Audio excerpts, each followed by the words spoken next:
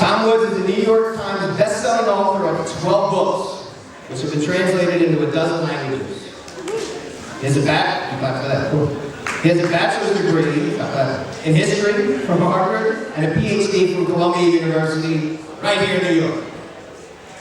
I thought that would get a lot of in New York. These days, he's busy creating courses in history and government for the Ron Paul homeschool program. You heard about that either? Hosting, you go? I know you do. Just have fun with it.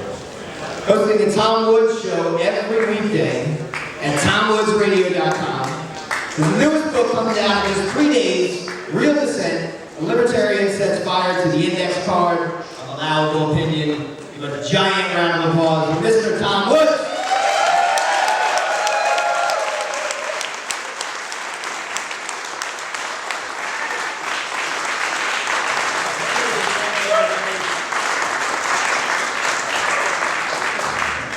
Great to be introduced by the great Mike Salvi. Can't believe that jerk is making fun of my height of all things. I was just saying that my book table out there is slightly on an incline in my favor. So people are coming to get pictures with me, and I look a little taller than usual. Because I usually get that, by the way. Hey, it's great to meet you. You're always shorter than I thought you'd be. Yeah, all right. Yeah, no one's ever thought to say that to me before. Thanks a lot. All right, well, my wife is actually here with me, as is our youngest child, 7-month-old Sarah.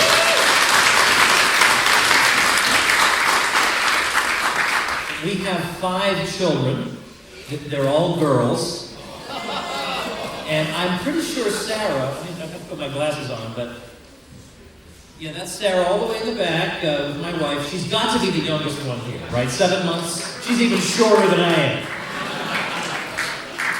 And the thing is, you know, you don't want to propagandize your kids, but you do want them to know the truth, and so it's kind of a tightrope that you walk.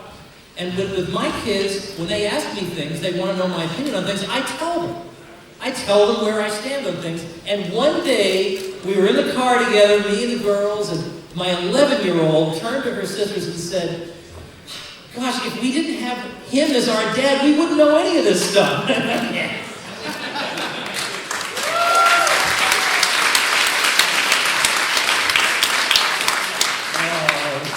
I was not going to tell you any children's stories, but it does remind me of the time a few years ago when our oldest daughter, a few years ago, one of us answered the door, and we came back, and I don't know, I might have been a salesman, just somebody we didn't want to talk to, and she said, who's at the door? We said, oh, nobody we wanted to talk to. And I kid you not, she said, was it the IRS?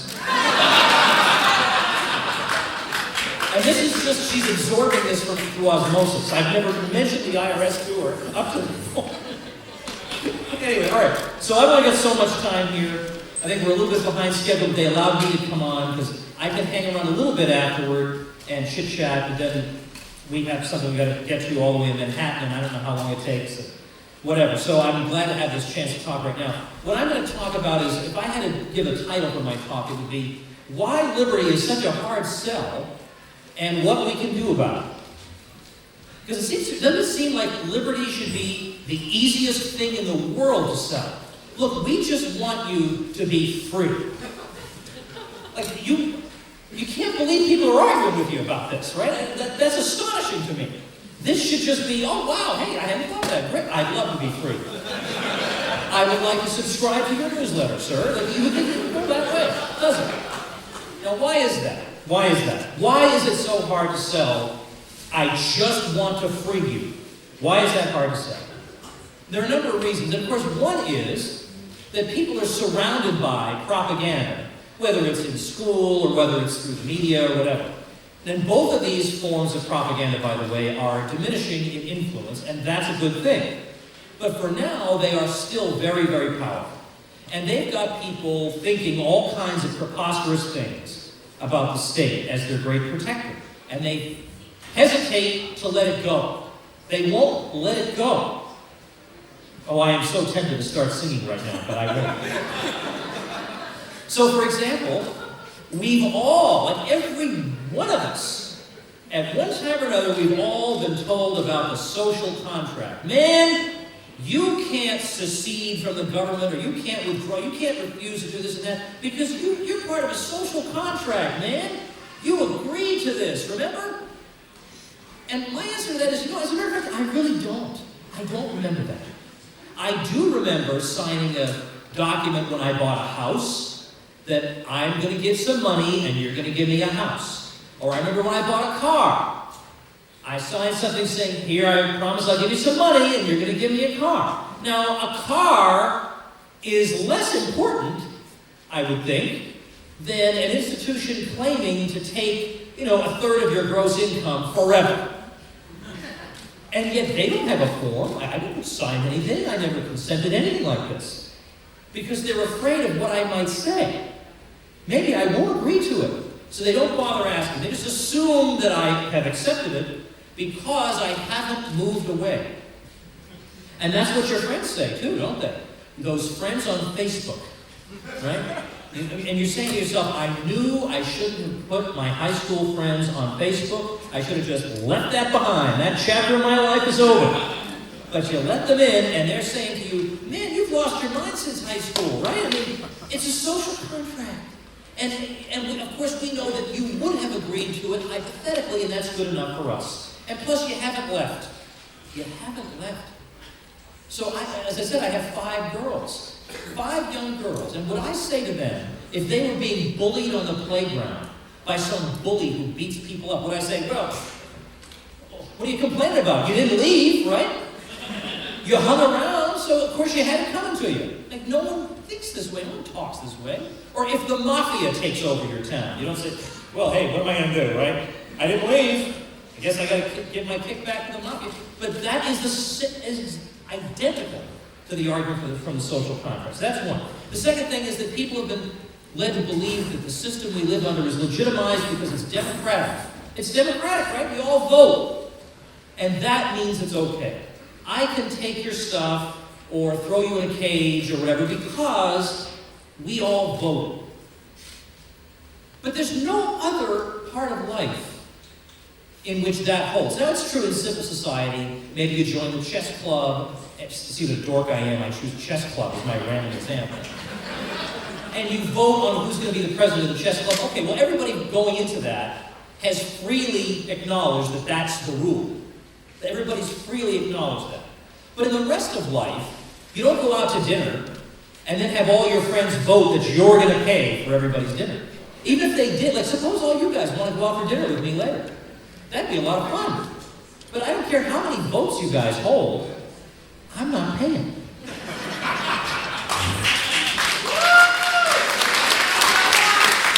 And just the fact that there are more of you than there are of me doesn't make it any more right for you to make me pay for all your stuff. Now maybe someday I will sell enough books that I'll come to Liberty Fest 78 or whatever it is, and we'll all go out to dinner and I'll pay. But that'll be because it was my choice. Okay, don't start applauding. Don't egg me on.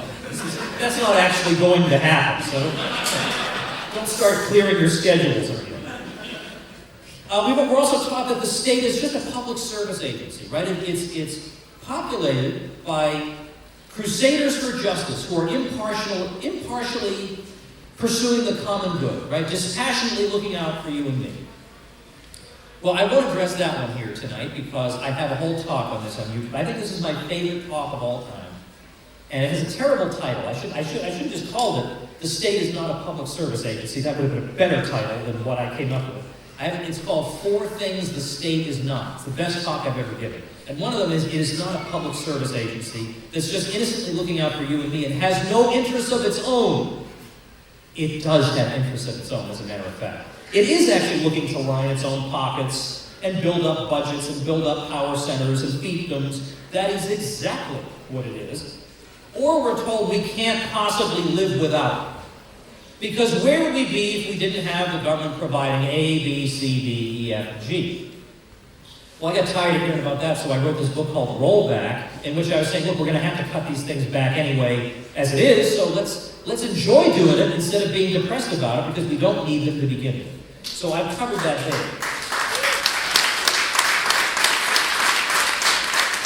But another reason people are not so apt immediately to embrace the message you're trying to convey to them is the reason that was identified many years ago by, well, Albert J. Nock and some others, that people prefer to do things the easy way rather than the hard way.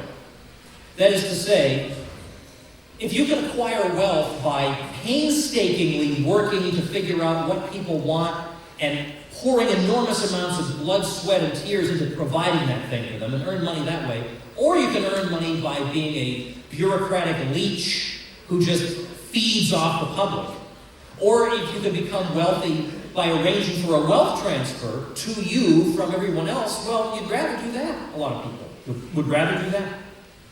Moreover, another reason is that universal sympathy is very hard to come by. That is to say, we like our friends, we like our families, we like our neighbors a lot of times. But the idea that we think about the fortunes of the whole world, most people don't. They think about their own individual circle, and that's about as far as it goes. And we see that all the time in the example of war.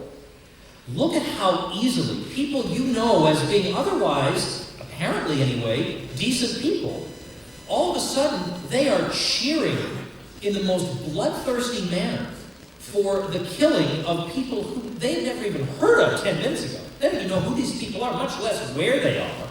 They don't know who these people are. They don't care that civilians are dying. But they're going to pump their fist in the air and shout, USA, USA. They didn't even know these people. Because we don't have this universal sympathy. You have to learn this. You have to inculcate it in yourself.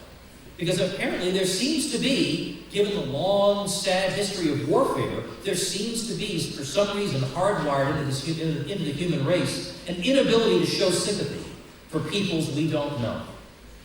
And when you're talking about, I want freedom for everybody, a lot of people are inclined to think, I want freedom maybe for myself. I want freedom to do the things I want to do, but I don't want those people to have freedom to do the things they want to do. We run into this all the time, right? People who will not accept this as a principle. Maybe they'll accept it for themselves, but they won't accept it as a principle. And this goes back a long ways. I've been spending a lot of time, I guess I probably haven't complained about this enough yet, so let me add one more to my list of times I've complained, even though I'm not really complaining. I love what I do, and it's great, but I'm really tired because I'm spending all my time creating courses for Ron Paul's homeschool program. And one of the topics that I've been talking about this past week in my Western Civ 2 course is the wars of religion in France in the 1560s and the 1590s. What's very interesting about that is that in the 1580s, as the Protestants are really feeling oppressed by the government, they start writing tracts about the right and the responsibility to resist the king. We have the right to resist an oppressive king. For example, a man, we attributed this work, Vindiciae contra Tyrannos, we attributed it to a man named Philippe du Plessis-Mornay. He wrote this great work about the right to resist kings. Then they found out that the next king, it was announced by King Henry III, who was a Catholic, it was announced that the next king, after Henry III died, was going to be Henry of Navarre. Henry of Navarre was a Protestant. So now all of a sudden the Huguenots, the French Protestants, decided, wait, let's stop writing about the right to resist the king. Forget that. Because we're about to get a Protestant king. You don't want people resisting him. So all of a sudden, these treatises about the principled stance to resist the king suddenly went out of fashion. We don't care about that anymore. As long as it's our king, as long as it's somebody we agree with, it doesn't matter. I recently on my podcast had a guy from Iowa, a radio host named Steve Dace. And I've had a love-hate relationship with Steve Dace. I've made videos appealing to him to endorse Ron Paul, to support him during the presidential campaigns. In fact, during Ron's second campaign, Dace is an evangelical Christian. And I can make an evangelical case for Ron. I can make any case you want for Ron, because Ron should please anybody who actually understands it. So they had somebody from the official campaign go on and make an evangelical case for Ron Paul. And this guy, I won't mention his name, got eaten for lunch by Steve Dace. Absolutely ate him alive. So I said, well, look, I know the official campaign doesn't like me. I'll go on this guy's radio show. And I had the guy eat it out of the palm of my hand. It was great. We had a great time. Well, I had Steve on my show. And I said, Steve, is there anything you've changed your mind about past few years? And he said, okay, yeah, a couple things. Number one, I've been dead wrong about foreign policy. Everything I've recommended has blown up in my face. And I thought, wow, who ever admits something like this, right? Incredible.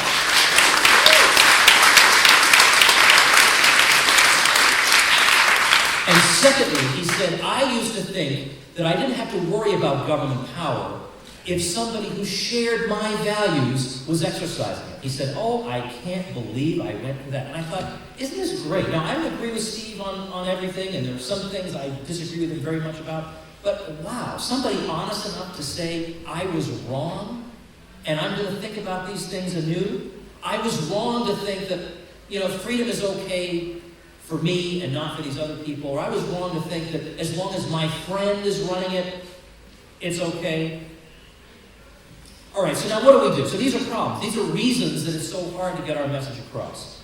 What are some approaches to this? How can we deal with it? Number one is, I'm not trying to criticize any particular person, but I don't think, for example, that we should disparage the idea of so-called preaching to the choir.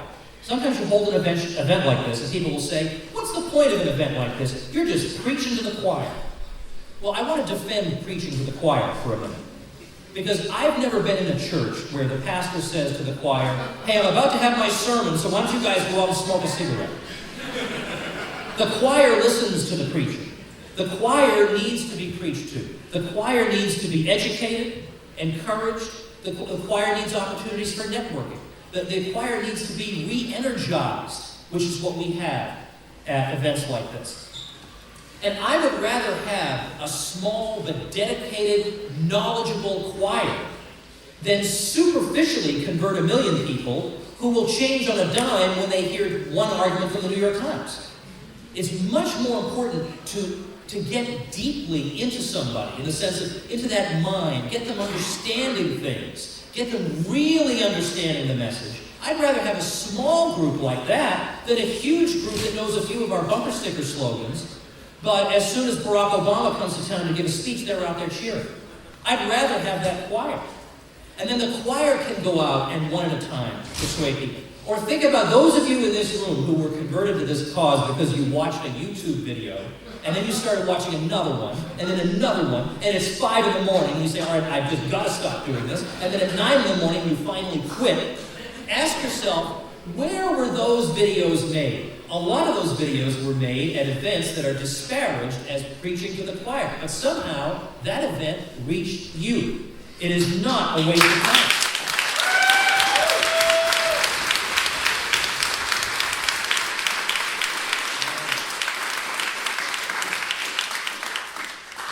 So what I often say is that everybody should identify a niche. So if you think you're a good writer, then that's what you should do. You should be writing. But you can always become a better writer. Even if you're a good writer, you can become better. How do you become a better writer? And I say the shortcut, well, it isn't really a shortcut, it's the only path really to becoming a better writer, is to read people who are good writers. And you begin to absorb what good writing is. When you sit down to write your thing, and you say, such and such writer would never write such an awful pedestrian sentence as this, you go back and you try again. And one thing that's been recommended to me, and I know this might rub some people the wrong way, but is to find somebody whose writing style you like, because communicating with other people is essential if we're going to have any effect. We have to be able to communicate effectively. Find somebody who's a good writer, whose writing you like, and try your best to imitate that person. And I don't mean that you want to sound exactly like that person, that that's what you're aiming at, but it gives you something to shoot for. It gives you a quality level, a bar to shoot for. And then as you work, you develop your own style, but you're shooting for something that's higher than where you are now. Likewise, if you're good at public speaking, you should do that. And you should watch good public speakers and say, why was that an effective speech? What made that effective? Or I would say, if you're an animator, we need good animation. We need cute little movies and stuff. We've got to reach people at every level where they can be. So I've tried to pick out a niche for myself. And what I've been doing recently is, as Mike mentioned, I have a weekday show. And I really enjoy doing that. I have all kinds of experts on various topics. And we're basically providing a dose of liberty education Monday through Friday through its TomWoodsRadio.com is the website. And what I'm going to do sometime by, at the very latest, early 2015, is I'm going to make a free guide to how to start your own podcast. And I'm going to start it from, it's going to be like a blog post, but like the blog post to end all blog posts. I'll never want to blog again after this. I'm going to go from you have no podcast and you're not even really sure what one is, to you have a podcast and people are downloading it on iTunes and they love you. So I'm going to do that for free. So if you want that, you got to just follow me somehow. You know, get my newsletter, like something. Just follow me somehow, you'll get that. TomWoods.com is my website. I'm doing, what have I got, right? I don't know how to fix things. I don't know how to fix anything. Plumbing, my car, I don't know how any of it works. Not the slightest idea. So I'm no good at that, and I accept that. My wife is vastly better at those things than I am. And only occasionally does she make fun of me for this. She's an extremely good sport. So I take what I can do. So as I said, I'm making courses for Ron Paul's homeschool program, ronpaulhomeschool.com. What's great about that program is it doesn't just teach the kids how to acquire a lot of knowledge and keep it in your head and feel proud of yourself because you have a lot of knowledge. It teaches them how to communicate, teaches them public speaking. It teaches them how to write quickly and effectively. And it teaches them how to start their own blog while they're in high school, so that by the time they become full-fledged adults, they are ready to speak to an audience. Nobody else, no one's doing that. We're doing it, and I'm excited to be part of that. Like, we all know we got to end the Fed, but do you really feel comfortable about going up to a person and confidently explaining why we need to do this in a way that that person will be persuaded? That's not easy. But that's what we're trying to do. That's what I'm trying to do with my stuff. I think I've only got a few minutes left, if you can believe that. So I'm going to be really fast. Imitate my friend Michael Bolden, who runs the 10th Amendment Center.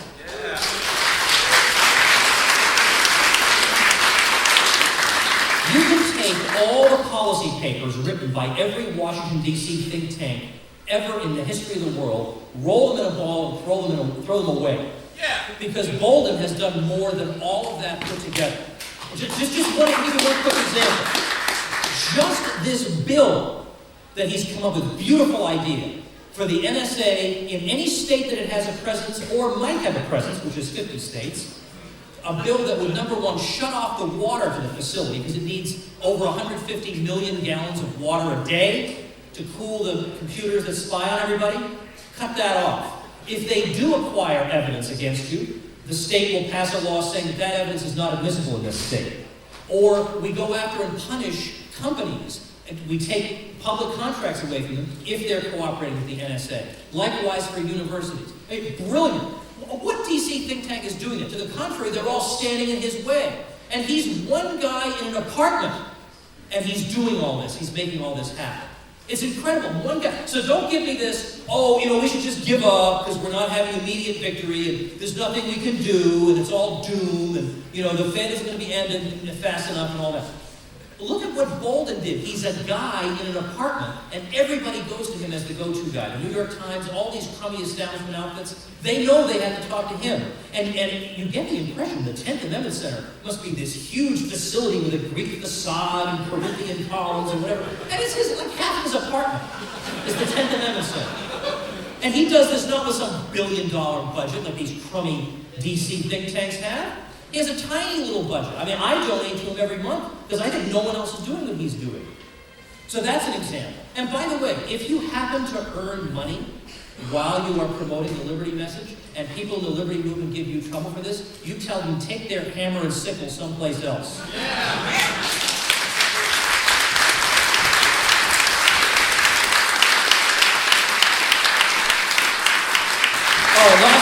Last thing, I have a guy on my show named Carlos Miller. He runs a website called photographyisnotacrime.com. And he shows you how to do what he's doing, keeping an eye on the cops. Cop Block is another example of things people did. This is not a billion-dollar organization. It's just serious, committed people.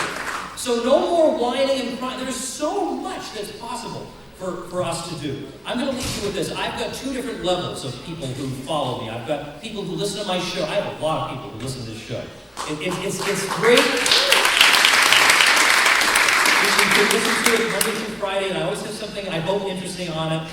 But, and this is something you can share with your friends, and it's great.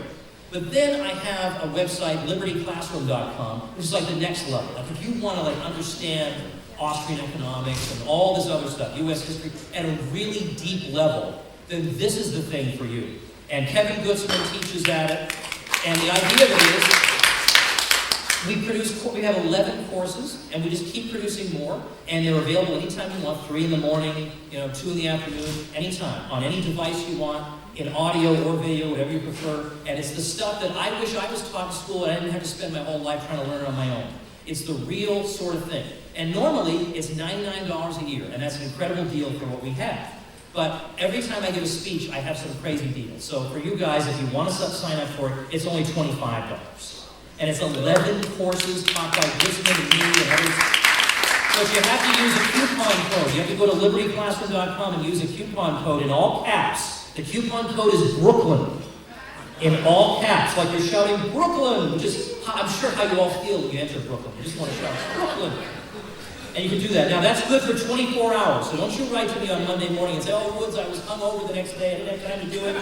I'm going to pretend that I would never make an offer like that. Why would I ever offer $25 for a year of this thing?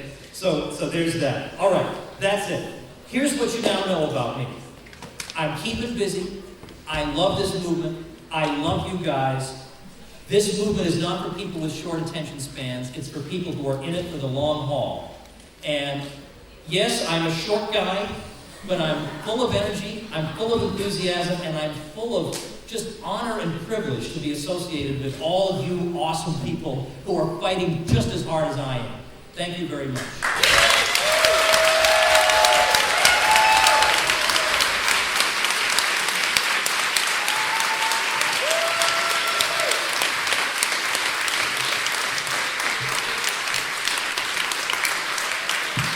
Yep. Thomas Woods, ladies and gentlemen.